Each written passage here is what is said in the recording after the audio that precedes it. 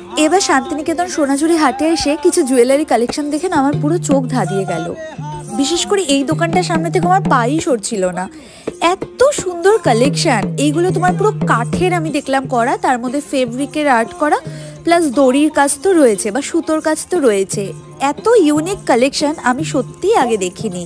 আর শান্তিনিকেতনে এই হাটটার মধ্যে অনেকগুলোই দোকান রয়েছে, কিন্তু এক একটা দোকানের কিছু কিছু আইটেম স্পেশালিটি হয়। তো এই দোকানটার আমি দেখলাম এই হারগুলো, যেটার অন্য দোকানে কিন্তু আমি দেখতে পাইনি। এই হারগুলোর দাম বলছিল 250 টাকা করে।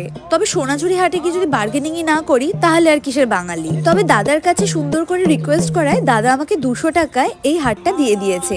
আমি নিয়েছি এই ব্ল্যাক কালারের মধ্যে যে মাছের দেখছো ডিজাইন, এই হার। যদিও আমি এই টাইপের জুয়েলারি সেরকম পরি না, বা বলতে পারি ক্যারি করতে পারি না। আমার মনে হয় শান্তিনিকেতনী স্টাইলের যে জুয়েলারিসগুলো সেগুলো একটা মানে অন্য ধরনের স্বাদ, সবাই এটা ক্যারি করতে পারে না। তবে এত সুন্দর ইউনিক একটা কালেকশন আমি মিস করতে চাইনি, তাই আমি এটা নিয়ে নিলাম।